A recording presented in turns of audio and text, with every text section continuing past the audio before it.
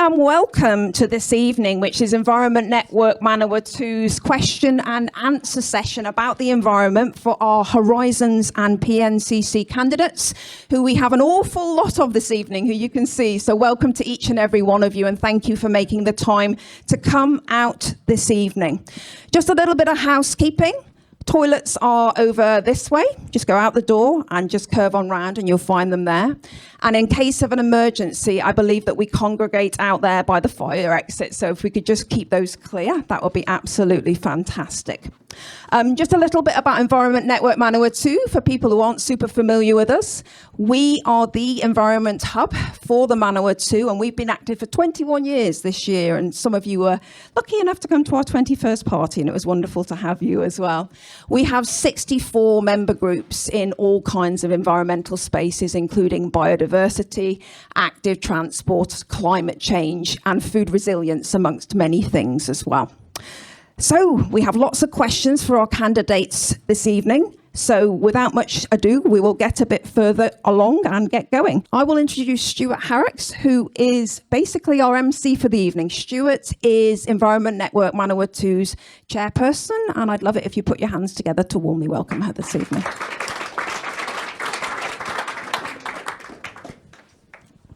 Thank you, everyone. I think we've got 17 Palmerston North City Councils candidates registered with us and 3 from Horizons, so it's really great to have such a turnout.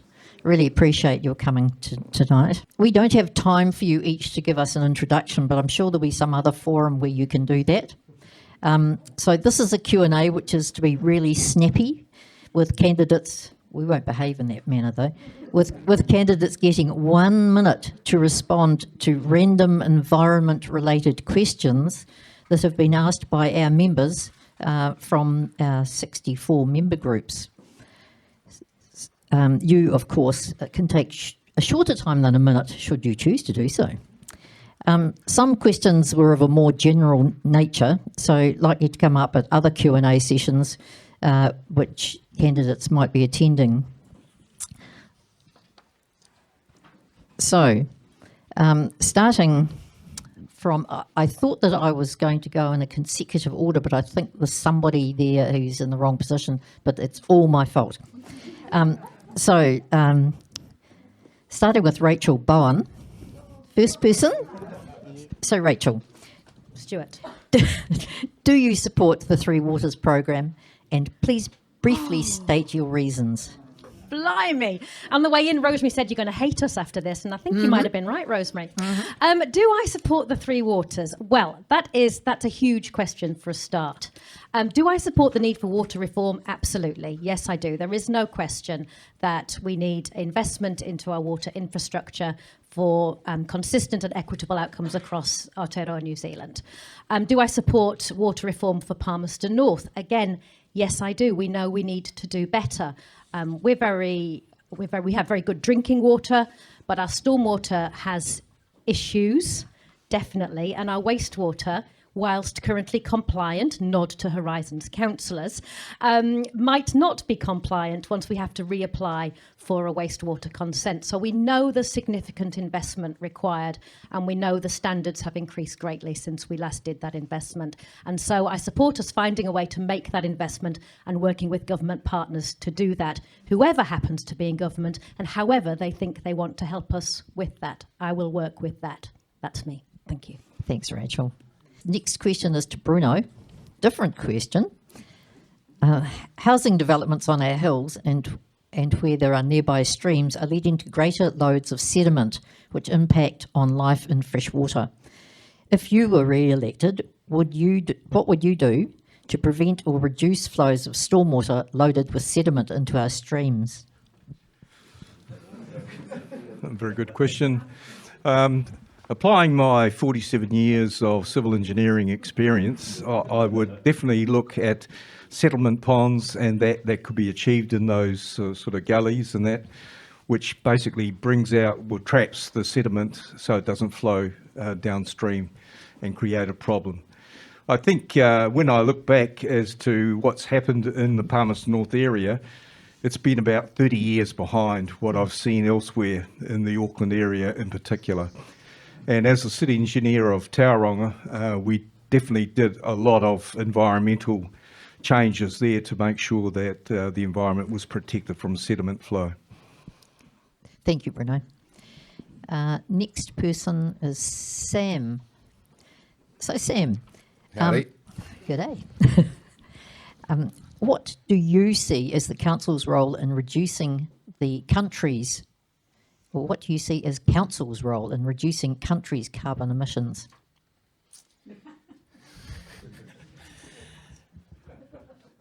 I guess just using the resources we already have and investing in innovation for the future. And yeah, just supporting local businesses that can help us through with these issues. Cheers. Okay, thank you very much. Now, Orphee, next victim. Oh. Orphee, what do you think of the current council's work on its environmental and sustainability responsibilities? Oh, that's a very good question. I think we've done quite a lot to sort of meet our environmental standards and also climate change contingency planning in terms of like strengthening our energy efficiency. But I think there's also a lot of work to do. We all have a part to play, and I think when we deal with the issue of climate change or environmental sustainability, it takes a community to make a difference. And we still have a lot to do as a council, but I think we've done well so far. But there's much more to do to address some of the underlying issues at the moment. So that's what I would say in relation to that question. Thank you. Thank you. And next we have William. Kia ora, William. Your question. Will you be a watchdog on council over purchasing and contracting processes to ensure they are sustainable and cost effective? Absolutely. One of the policies I'm standing on for council is making sure that we have good local procurement processes to make sure that we're encouraging use of local businesses where we can to help prevent having to import large amounts of goods and large amounts of services from out of town, which of course has a negative climate impact. I passionately believe, I mean, we've all seen the state of our roads, we've all seen the state of our riverways, we've all seen the state that our city's in, and there's a lot of work that can be done by good procurement, by use of good contractors. So, no, I think council has a major role to play in making sure that we use the right people. What was that? Well, you've got the microphone away out here. Oh, apologies. Say a word. Take your mask off. I can do. Put the phone up here. Okay. No, well, look, I don't have much time left, but I'm a big believer in good procurement, and I think the council has a major role to play in making sure that we have the right players at stake and the right people involved in our council. I can't say across the board who it will be in every scenario. It depends on whether it's a roading project, on whether it's a housing project, or whether it's an environmental project. But yes, I will be a watchdog for good procurement and good contracting. Cool, thank you. Now, I think this is the point at which we jump the queue somewhere, so... Yes, apologies. It's all right, it's all right. I think it was me. So we've hopped on to Zachary. Are you... No, I'm Mike. I'm sorry. Okay, so I where's- sit at the back. I'm a little bit shy. So, Mike's up the front. so where's Zachary?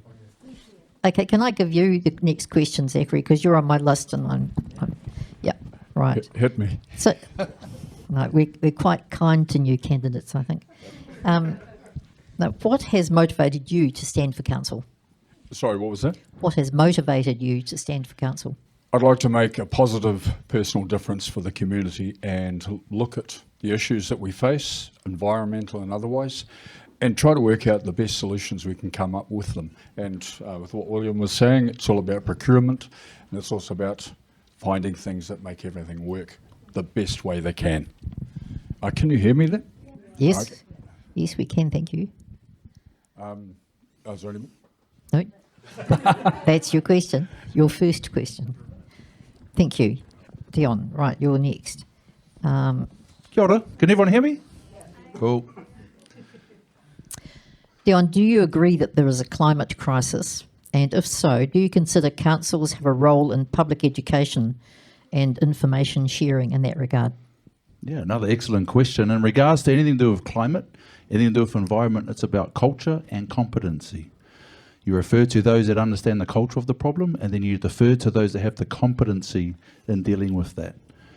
if I end up on council and I have to deal with any of that, I'll be going to the experts in my team to get their feedback, and then the cultural advisors to make sure, do council have that responsibility to do these things? Do I believe that there's a climate crisis? I'll defer to my clients with that expertise. Thank you. The next question is for Pat. This one is, what actions and processes will you encourage and support in order that the city moves towards a more circular economy? Kia ora koutou, and thank you very much for a really, really difficult question. That's all right. My pleasure. Circular economy, right. Okay, well, I suppose we can talk about food security in that breath. We can talk about food resilience across the city, making sure that we actually utilise the resources that we have and we just don't keep putting them in the landfill.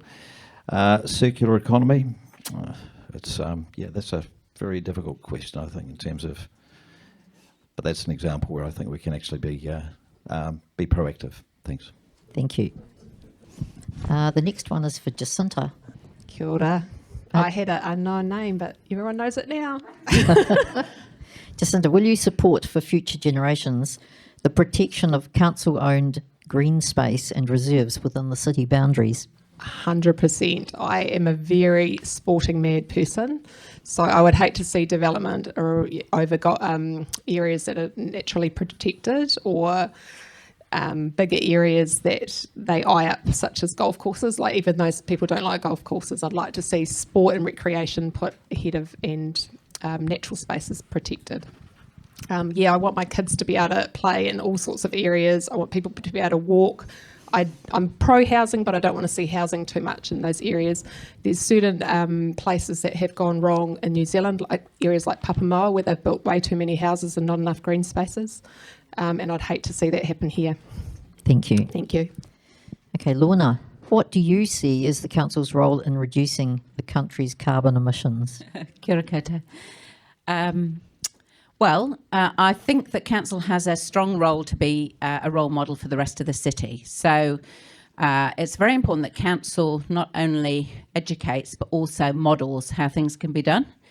One of the ways that we've done that is through trying to use renewable energy sources, such as having biogas generator down at the Awapuni dump, in terms of having solar panels on council buildings, in terms of using hydroelectricity at the dam. So it's really important that we model what can be done in terms of reduction in carbon emissions for a big organisation. And then I think as well, we have a role to play in encouraging people to change their behaviour so that their contribution to carbon emissions is reduced. And so we know that private transport is responsible for almost half the emissions of the city. And then there's a lot council can do to be encouraging use of public transport, encouraging use of active transport in that area. Is that the end? That's wonderful. I could have gone on a lot longer. I know you could have, yes. And we would have loved to have heard it too. Next one, Kaydee. Okay, your question. What would our three most important upcoming environmental decisions be, and why do you believe they are important? I think one of them is going to be the RMA reform and the local government reform that is coming up, because that's going to have a wide-ranging impact on people at a community level, governance level and personal level, and there's a lot of scope for change there and a lot more scope for climate protection with the different acts that are coming in. I think Three Waters is getting a lot of attention at the moment, but I think that we can look longer than that to see what's the long-term effect of centralising those services or offering different partnership options. Particularly with stormwater, I think is going to be a big issue in Palmerston North. If we're expecting more rainfall in the long term and we're intensifying our housing, then we have less options for where our stormwater is going to go and less green spaces to absorb that. That's two, isn't it? Three, I think. Yes, yeah. Thank you. Thank you. Next, Zulfiqar. We have for you, what can the council do to build climate resilience for the city into the coming years? I think the main thing is the council realizes the main issue. And during the last 3 years, I'm happy to report that at least council has started moving in the right direction by getting our inventory in the right place.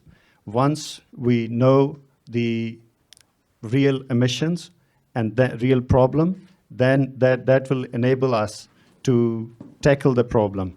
And then putting more resources into the environmental program, like we did. We almost doubled the money in these programs in the last 10 years plan, and we need to continue with this plan.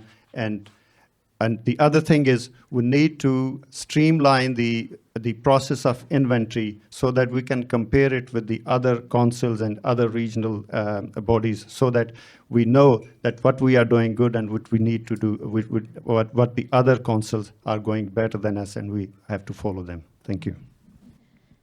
Thank you very much. James. Candish? James? Oh, cool, James. Right, your question is, what has motivated you to stand for council? Yeah, a little bit. So, father of 4, certainly want to leave something behind for the children. That motivation and I guess, what are we leaving? What's next and what's for them? Really enjoying stuff like the school board work and stuff like that, and really enjoy seeing passionate people working for families and doing it for the right reasons. You get someone passionate about it, doing it, and you see change and drive rather than someone having to do what they're there to do. So, there's a lot of stuff I'd love to see different. I'm a mechanic. I'd love to see stuff make sense. It needs to make sense. If it's not making sense, then why are we doing it? See a few inefficiencies here and stuff like that. Yeah, there's plenty of drivers there. Yep, the mechanic in me just desperately wants to turn it upside down and make it right. So looking forward to the struggle of the chance it's right. So thank you. Wonderful. Thank you very much. Good answer.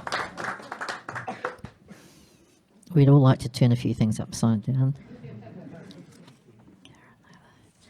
Right, Karen Naylor. Karen, would you name one policy change you support that will immediately impact local food sovereignty? A policy that is already in place, or a policy change that will enact food sovereignty? Did you say? Yep. Name one policy change you support that will immediately impact local food sovereignty. So, a policy. Okay, so.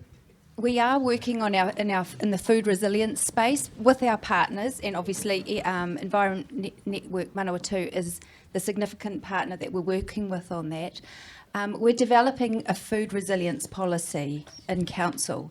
So enacting that, I believe, will enable the food resilience that we're looking for. We want to minimise the food waste across the city.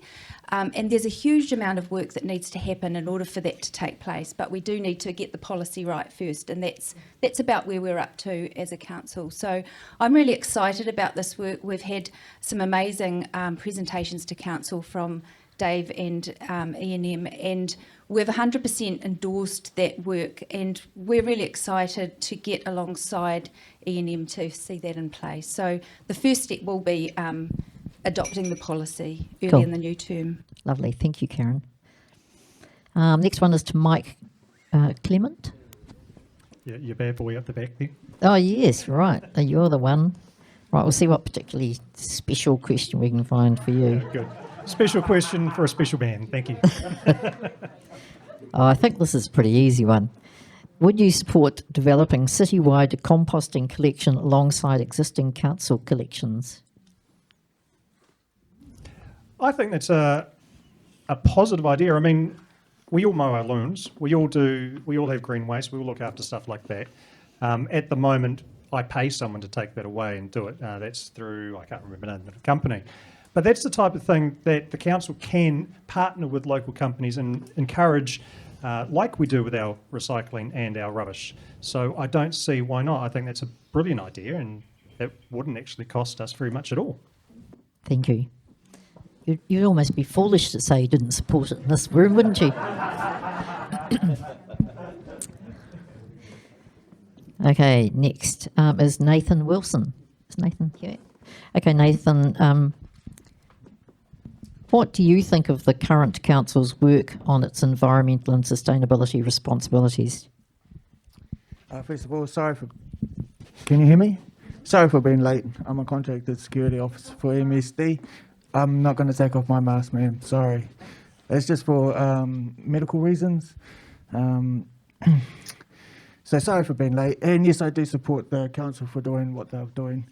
They're doing a great job, and I've got a 10-year plan, and so I definitely support that.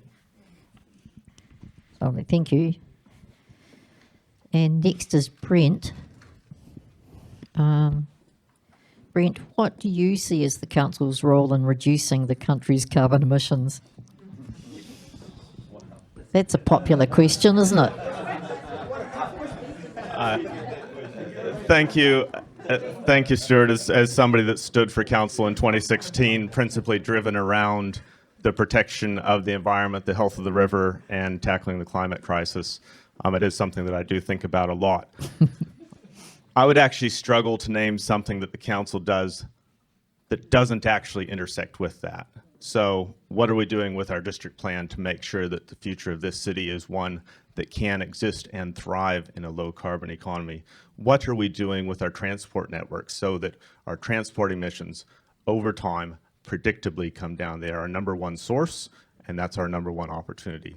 What are we doing to do simple things like making sure that all new builds have solar on the roof? There are some incredibly low-hanging fruit in this space, and we as a council need to show more political leadership and ambition. We also need the community to be very strong with us and make sure that we have that mandate at the council table to drive that change.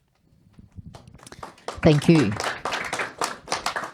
Now, are there any Palmerston North City Council people here who I haven't asked questions of? Okay, I don't have your name, Tania. And your name? Oh, right. I don't have you two people, so I'm going to just... I don't know anything about either of you, so I'll just randomly... Give me a good one. Give you a good one? What do you mean good? Like evil good, or whose good are we talking about here? Let's say for the good of the environment, shall we? Okay, I'll give you what actions and processes will encourage and support, will you encourage and support in order that the city moves towards a more circular economy, Tania? Thank you, Stuart. Can you hear me? Right. Towards a more circular economy or city?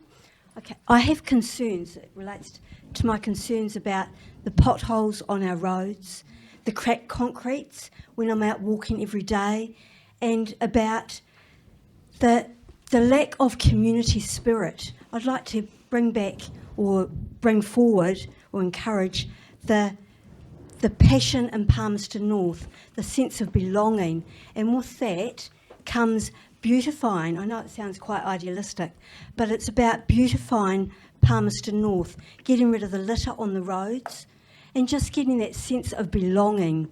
I'm not sure if that actually relates to what you were talking about, Stuart, but it's a holistic approach, bringing people together, and just, as I said, getting the whole environment or the city beautiful again.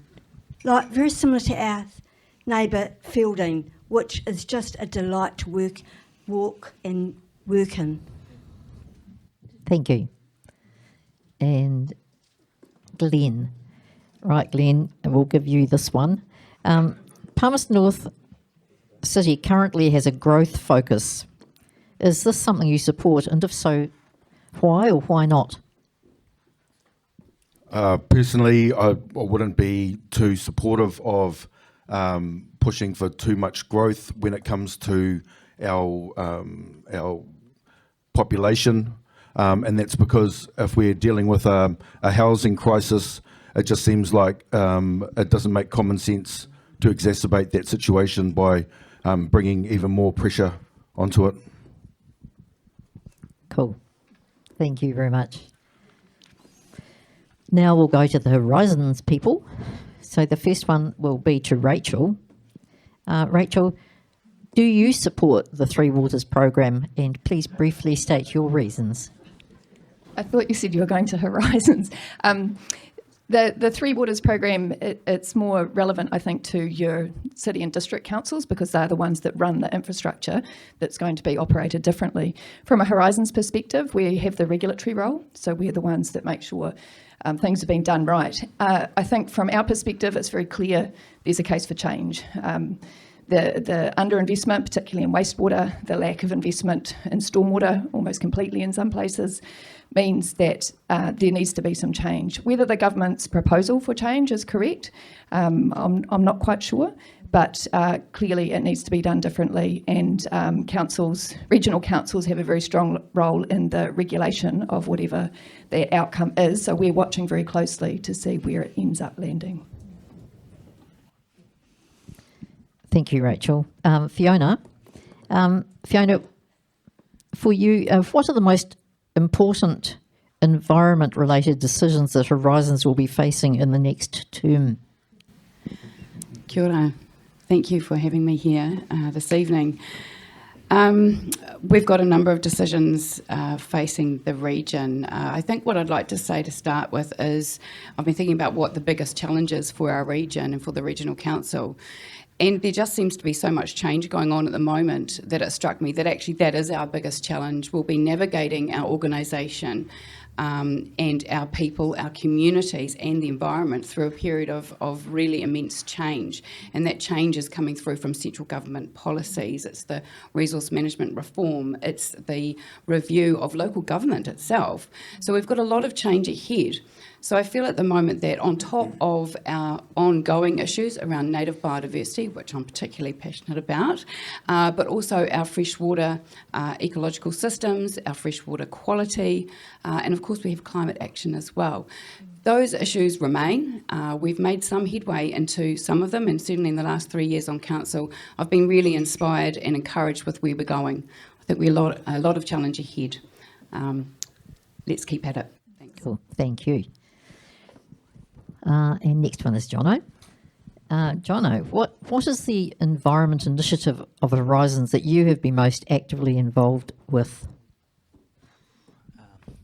Kia ora tātou. I guess all of them, because there's a wide plethora of things that we're doing. I think for me, I'm really passionate about improving the water quality right across the region, and it seems to me, I had a recent revelation actually that the vast majority of what council does at Horizons is fix up bad decisions that humans made in the past, whether it's building too close to river-prone areas or deforestation of hill country. All of it, actually, we spend a lot of time just mitigating against that. So I'm really passionate about making sure that people don't have to fix up our mistakes. But I guess, so for me personally, it's around those water quality things, being very actively involved in the public transport space. And, if we want to address our emissions of private vehicles, the biggest single thing we're going to do is get people out of cars and onto public transport. And that is a really, really vexed and complicated issue because the system's got to be fit for purpose. Thank you. Now we're right back to our original Rachel. Yes, I like to be called. Kia ora. So Rachel, I've got that old one for you again. Oh, no. What do you see as the council's role in reducing the country's carbon emissions? So the council's role in reducing the country's emissions, that's changing things for Palmerston North. That's so our role in, I feel like I'm cheating because I'm repeating some of the things that have been said already, but our role is in leadership, in making and showing what can be done, showing what's possible. As an organisation with some scale, we have opportunity to do things that might be outside of the reach of small and medium-sized businesses, and certainly outside of the reach of individuals. So we have an opportunity to be innovative in the space and to demonstrate what is possible to reduce carbon emissions. And then we have our opportunity in the services that we provide. So working with Horizons, particularly in that vexed public transport space, to make sure that the infrastructure that we look after, things like bus stops, are in the right place to enable people to be able to access the public transport network, and also getting people onto walking and cycling. That's our responsibility. Cool. Thank you. And Bruno, your next one. Will you be a watchdog on council over our purchasing and contracting processes to ensure they are sustainable and cost effective? Absolutely. We have a very good procurement team in the council at the present time that does a very careful evaluation of contractors and their processes and their costing regime. So we get very detailed reports from the staff, and the council can make the decision as to the actual outcome. But at this stage, we have a very professional team in the council. Thank you. And Sam. Sam, would you support developing citywide composting collection alongside existing council collections? Yes, but I think we could also... we all have the ability to be able to compost ourselves, and I think giving people the knowledge and know-how of forgotten things from the past that people are not doing or practicing so much anymore, I think we could help to teach them more about composting at their own homes. Cool, thank you. Orphee. Oh yes, I want an easy one, please. Yeah.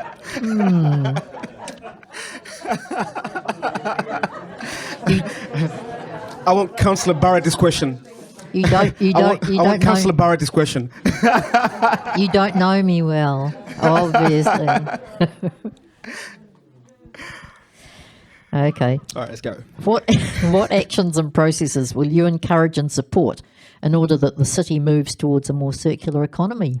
Oh, great. That's actually a very good question. I think what we need to do is to make sure that we remove the focus on economic growth, but more on the economic development side of things, where we can encourage economic growth and development and have a sort of green economy functioning, because we have various sectors in the economy.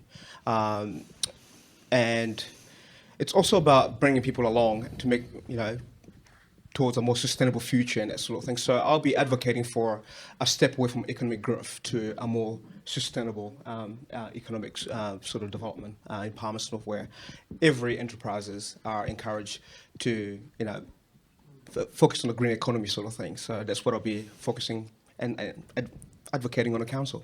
Thank you. Excellent, thank you. So next up is William. So William, what can the council do to build climate resilience for the city into the coming years? Yeah, it's a really interesting question. It's mainly about town planning and how we expand as a city to make sure that we're growing in a sustainable way. We're not just layering houses on top of dangerous sedimentary areas. So one of the things I've seen council doing very well over the last few years is projects such as Tamakuku Terrace, where they've led the development of new suburbs. They've had ponds for water to sit in and ponds and spaces for our to look after our environment. So I think council has a role to play in leading that kind of good urban design and that kind of good development to make sure that we are resilient toward changing weather conditions. We are resilient toward greater stormwater and whatnot. In my role of work, I've seen a number of stormwater easements on properties where when we go to council to talk to them about, they don't know they're there. So one thing I'd like to see is a citywide review of our stormwater system to make sure that we know what system we have in place, we can identify our weak spots, and we can grow it from there and repair it where necessary. So it's a difficult question, but it relies on a whole of city approach to town planning, and it relies on having good information, good maps to make those decisions off. Thank you, William. So that moves us to Zachary. So energy efficiency being a low-hanging fruit in the climate space, we'll use that term yet again, in the climate space, would you back initiatives and policies to encourage solar in new housing and in all council-owned buildings? Well, okay. I apologise for that. Regarding solar energy, I think that is an amazing resource. In fact, I've known people that have pioneered that when I was living down south. We managed to know somebody who actually powered his entire home from solar energy. So it's an amazing resource that should be tapped. And yes, I do believe that if it can be implemented on council buildings and enterprises, it should be there, because it's free energy once you've set it up.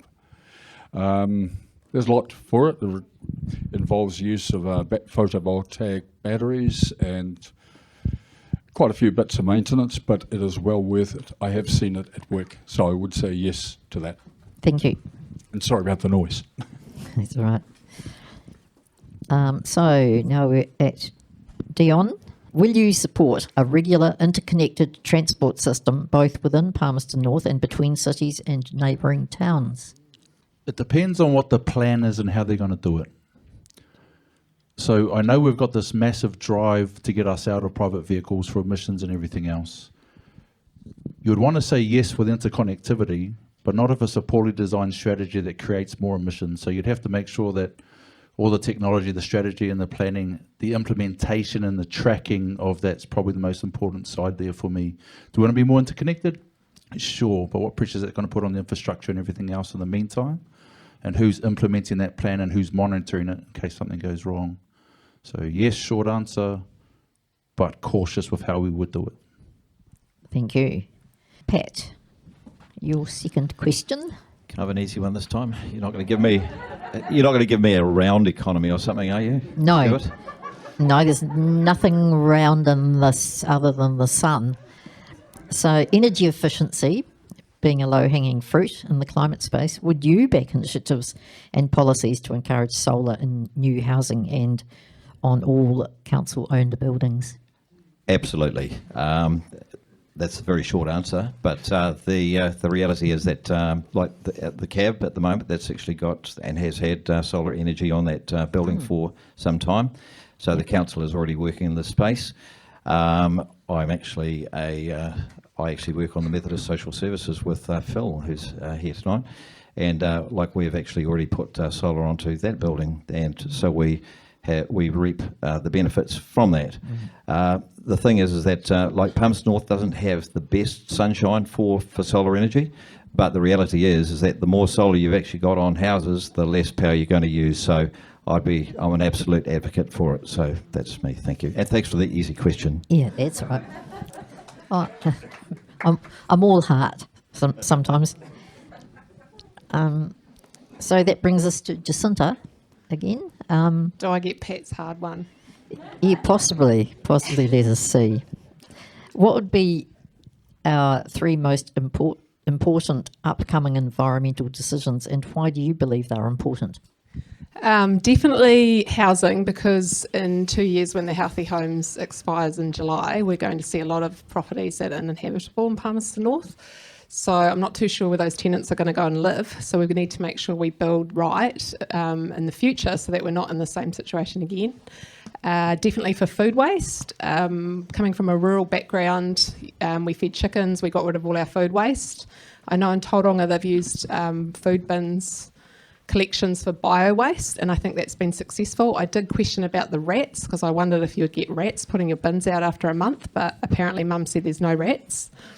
And definitely for transport. I'd like to see more people walking and biking, but it's actually not a safe place to bike with children at the moment. There's a lot of trucks in town, so it's easy to say we can bike and run, but I'd like to see a ring road or to get those main trucks out of the city so that we can actually make the inner city friendly for walking and biking. So next is Lorna. I was looking for a nasty one for you, Lorna. Okay, yeah. Hope you don't mind. Sure, me. give me a hardest one, Stuart. No, I'll save it up.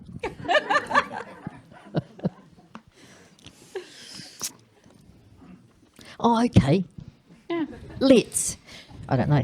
Could you please explain the value proposition of supporting community groups' collaborations in relation to the environmental objectives of the council? Okay. So in terms of community group collaboration, I think we've already seen how that can be effective in the setting up of the Manawatū Food Action Network. So a few years ago, there were lots of individual community groups doing food rescue, helping with community gardens, teaching people how to grow their own food, but they're all working on their own. And bringing them all together has enabled a kind of a critical mass of information, and it's kind of given us a better understanding of where the gaps are across the city. And it's also provided a means of advocacy to council for a food resilience policy, which I don't think we would have had if each individual group had carried on working on their own. So I think that that's a really good example of how collaboration between community groups over a particular issue can really have a positive and tangible effect. Thank you very much, Lorna. You were the right person to answer that one, I think. And I hope some people have learnt something by that. Okay, Kaydee, you're the next here. What actions and processes will you encourage and support in order that the city moves towards a more circular economy? I love this question. I think there are lots of things that we can do to move towards a circular economy. Part of it comes from leadership from the council to encourage business buy-in. There is a lot we can do to encourage local business and local people shopping local. We've got awesome local businesses here that could really do with extra support.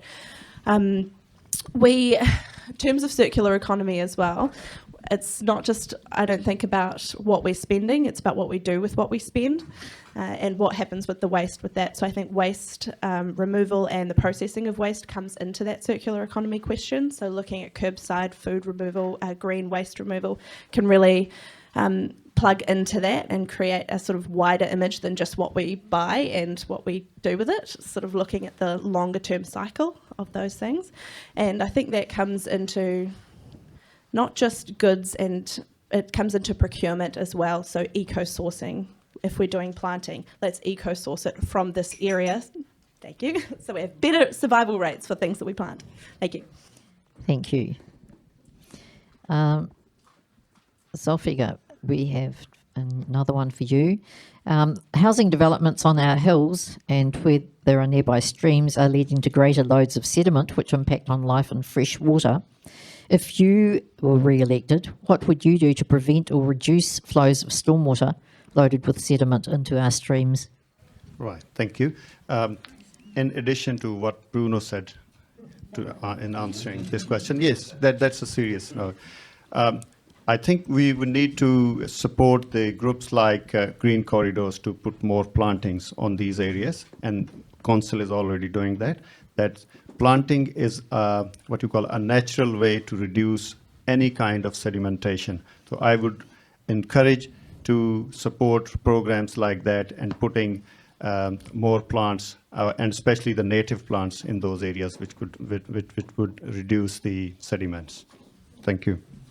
Cool, thank you. So, James, we've got this tricky one for you. Unfortunately, you've got the number beside you. To get an easier one last Yes, time. you might want to sit down.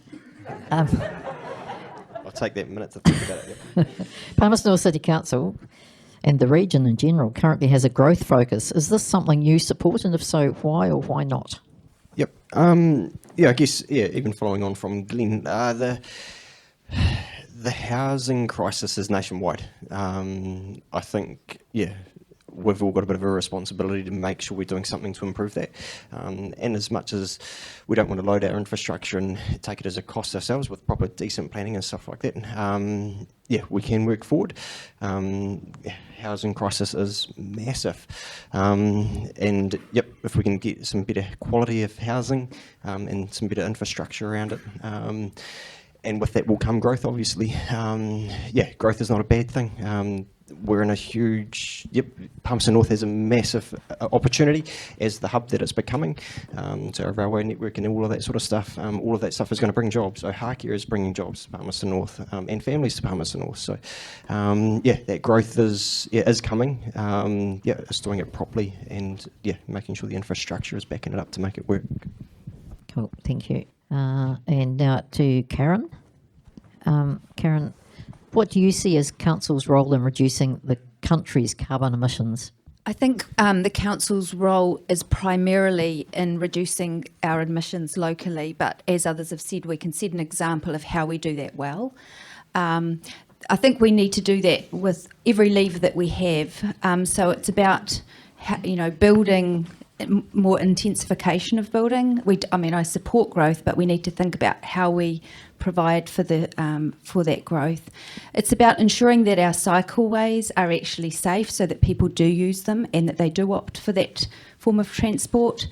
It's about making sure that our policy is effective in delivering the outcomes for waste minimisation and for carbon emissions reductions, and that we do actually monitor and achieve the goals that we've set for carbon emission reduction, and that we educate our community about what they can do in terms of their own self-responsibility and support the big organisations to be effective in their waste minimisation and carbon reduction emissions as well.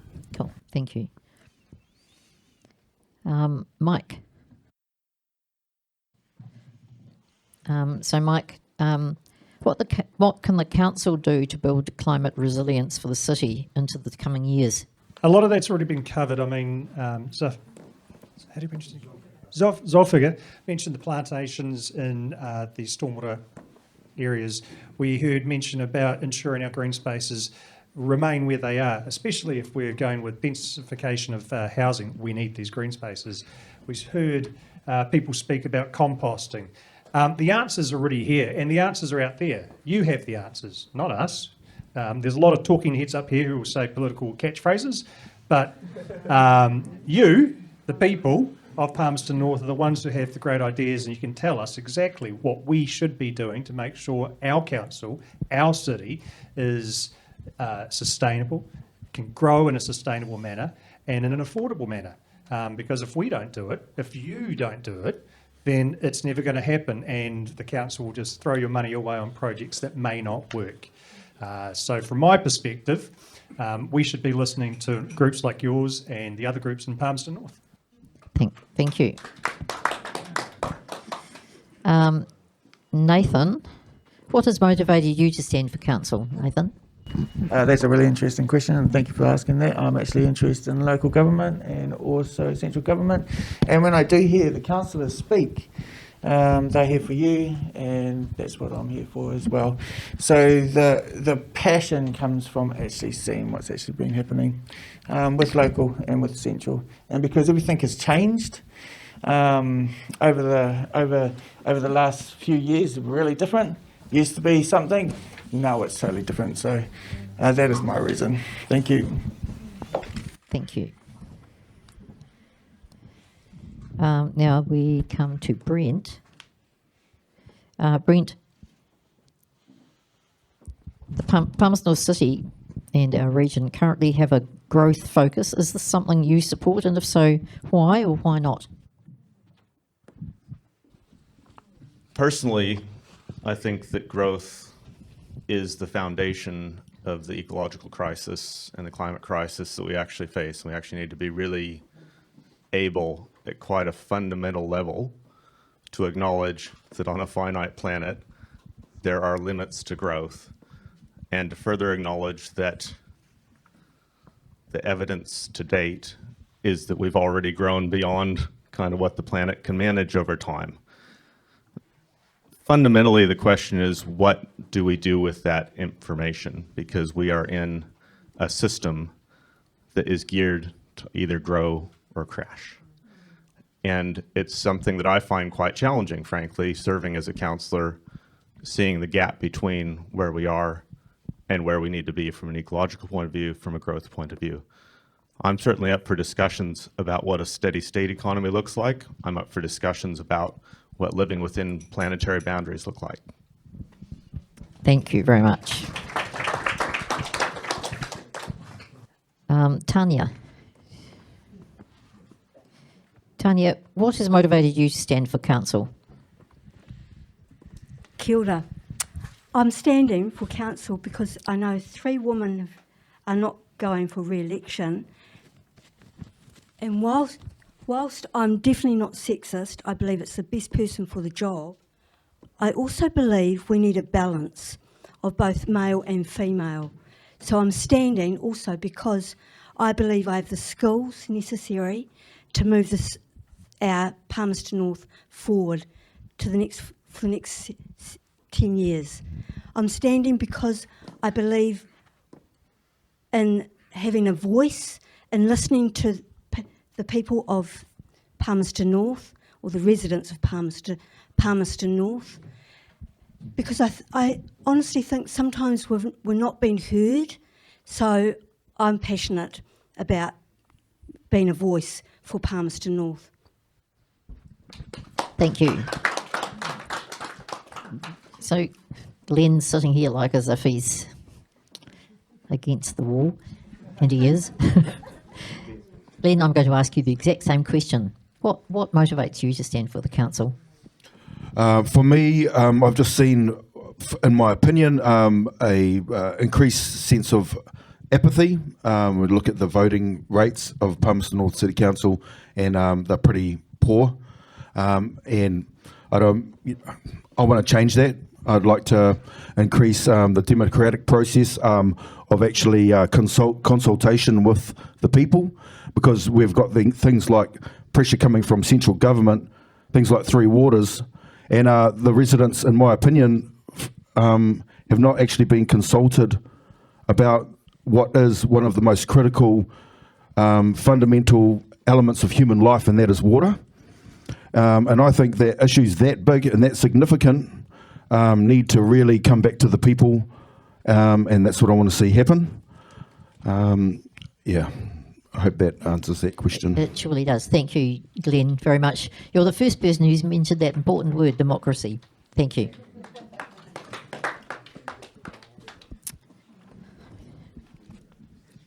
So coming up to the next one is we're now back to Horizons candidates.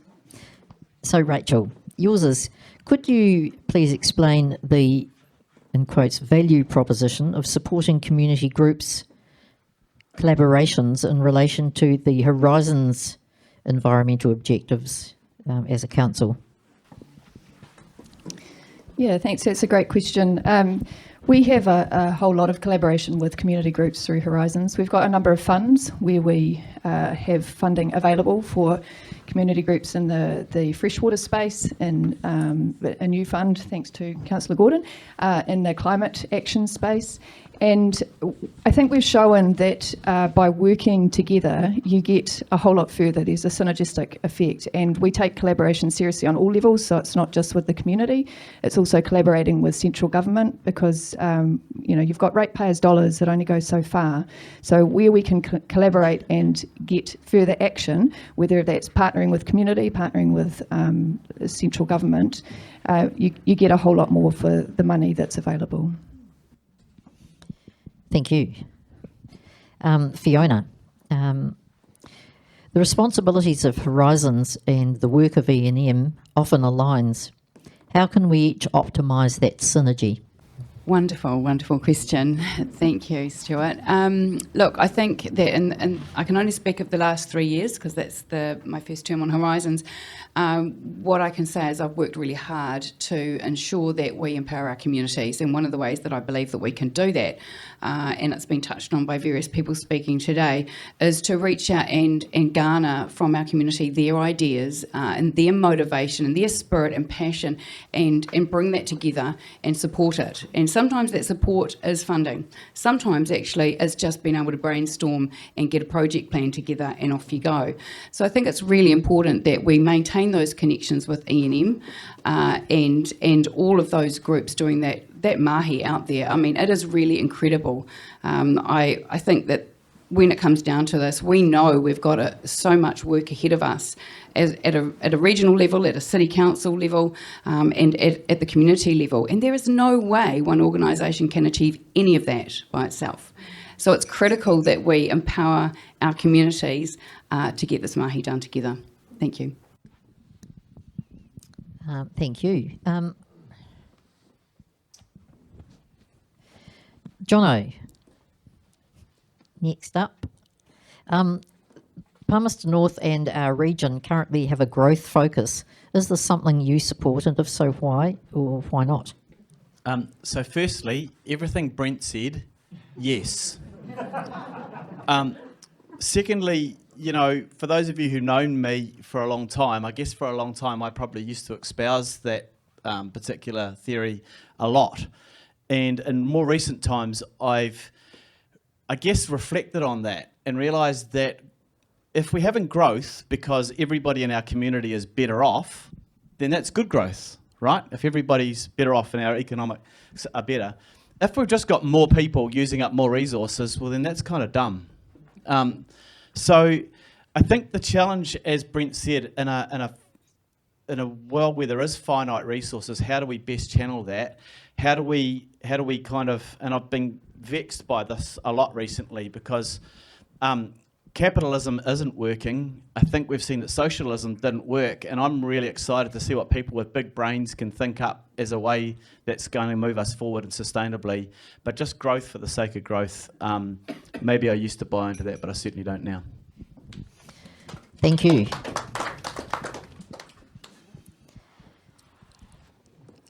So we're back up to the top of the pile again. You still there, Rachel? Are you sure? It's getting late. Maybe we could all just sing a song. I'd just love to ask Rachel this because she's so much on point here. Thank you, Stuart. But Helen tells me we should mix and mingle from now on. I'll go on. Answer this one, Rachel. Oh, dear Lord. I was offering to sing you a song, Stuart, instead. No. We could just move on. No, I'm the singer. Don't take my space. We could do a duet. Look, so this is the question. Oh, okay. This is the question that I'd like to know from everybody here, really, and that's the one that we have already asked some of you, and that's the one that she's going to say. Is it about the circular economy? No, it's the value proposition. Could you explain the value proposition of supporting community groups' collaborations in relation to environmental objectives of the council? Because the Environment Network in Palmerston North are very grateful of the Palmerston North City Council's support of us and in working with us. And that's a far cry from what it was like when I first got involved 10 years ago. Yeah. And I really do appreciate that. We've had some wonderful support from the council, and they get us. And I just wanted you to sort of say something about that too, from your point of view. I say thank you, Stuart, for that ringing endorsement of my 9 years on council. Well, it's an easy question to ask, because what I will say is if you want to go quickly, go on your own. If you want to go further, go together. And that's what happens when we work with community groups. We go further together. We do better together. That's better for the groups, that's better for council, that's better for our community. Thank you. Thank you very much. Couldn't have put it better. It's a lovely note to leave it on.